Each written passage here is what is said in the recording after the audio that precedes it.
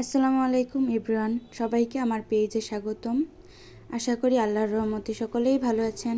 আলহামদুলিল্লাহ, আমিও ভালো আছি। তো আমি চলে গিয়েছিলাম জামালপুর। সেখানে ফ্রেশ সিমেন্ট থেকে ইনভাইট ছিল জামালপুরের লুইস ভিলেজ রিসোর্ট অ্যান্ড পার্কে। সেখানকার কিছু মুহূর্ত আপনাদের সাথে শেয়ার করতে এসেছি। আশা করি সবার ভালো লাগবে। তো সকাল সকাল আমি আর আমার হাজব্যান্ড রেডি হয়ে বেরিয়ে গেলাম জামালপুরের উদ্দেশ্যে।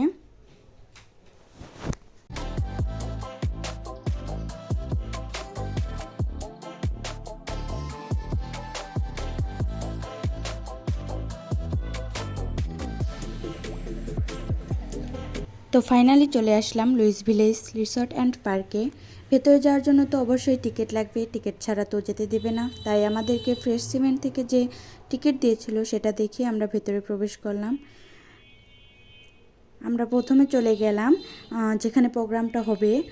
সেখানে গিয়ে দেখি এখনও স্টার্ট হয়নি। তো আমি আমার হাজব্যান্ডকে বললাম, চলো একটু ভেতরের দিকে যাই, ঘুরে আসি।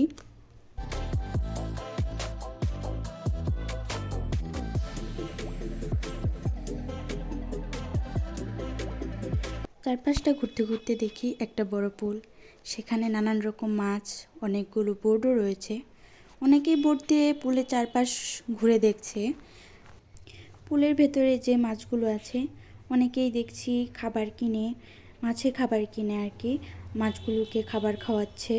তো সেটা দেখে আমারও ইচ্ছে হলো যে আমিও মাছকে খাবার খাওয়াবো। তো আমি আমার হাজব্যান্ডকে বললাম, আমাকে কিছু মাছের খাবার কিনে দাও, আমিও মাছকে খাবার খাওয়াবো। তো সে আমাকে মাছের খাবার কিনে দিল। তারপর দুজনে মিলে মাছকে খাবার খাওয়ালাম। পরে আমার হাজব্যান্ডকে বললাম, চলো বোর্ডে উঠি। বোর্ডে ওঠার জন্য আলাদা টিকিট লাগবে, তাই আমার হাজব্যান্ড দুটো টিকিট নিয়ে আসলো। তো তারপর টিকিট দেখে আমরা বোর্ডে উঠে গেলাম।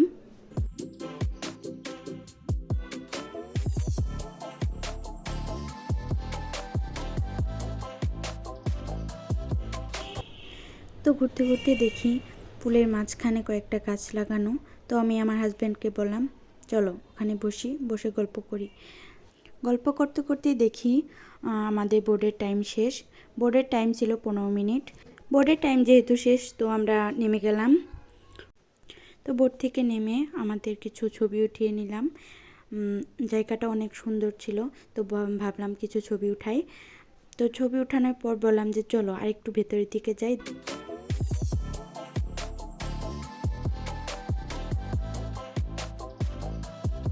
ভেতরের দিকে গিয়ে দেখি এখানে মহিলা এবং পুরুষদের জন্য নামাজের স্থান রয়েছে। পাশে দুটি হরিণ রেখেছে।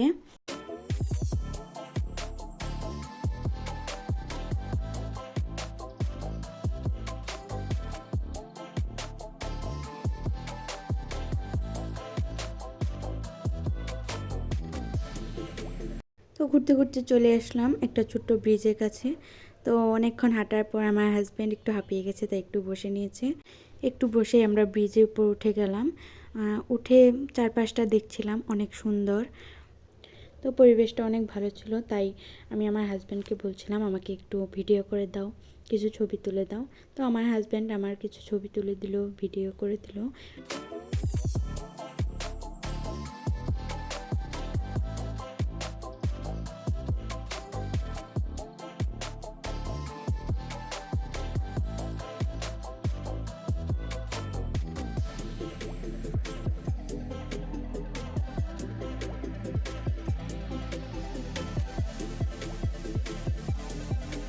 ঘুরতে ঘুরতে আমরা নাগরদোলার কাছে চলে এসেছি।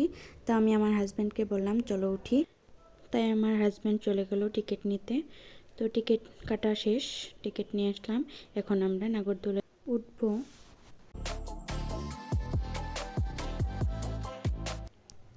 উপর থেকে জায়গাটা অনেক সুন্দর দেখাচ্ছিল। এখানে দুইবার ঘোরানোর পর নামিয়ে দিবে। আমাদের টাইম শেষ, তাই আমরা নেমে গেলাম। নেমে কিছুক্ষণ ঘুরতে ঘুরতে দেখলাম অনেকগুলো রাজহাঁস অনেক সুন্দর দেখাচ্ছিল। তার পাশেই ছিল ফাস্ট ফুড। তো বড়দের ওঠার মতো আর তেমন কিছু ছিল না, সবই ছোটদের জন্য ছিল। তো ঘুরতে ঘুরতে আমরা চলে গেলাম স্টেজের সামনে। এখানে আমার হাজব্যান্ড রাইফেল ড্র এর টিকিট বদল করছিল। তো দেখলাম পাশেই গিফটগুলো নিয়ে যাচ্ছিল। ওনারা। এখানে দুপুরে খাবারের ব্যবস্থা রয়েছিল।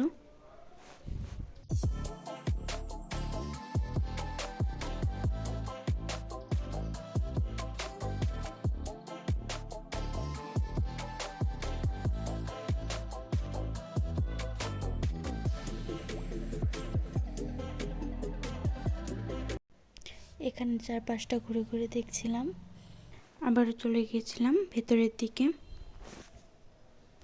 কিছুক্ষণ পরেই দেখি খাবার টাইম হয়ে গেছে। এখানে দুপুরে খাবার ছিল পোলাও, সবজি, মিক্সড সালাদ, রুই মাছ, তারপরে ছিল গরুর মাংস, রোস্ট, লাস্টে ছিল একটা দই। তো খাবার শেষে আমরা দুজনে একটু ঘোরাঘুরি করলাম।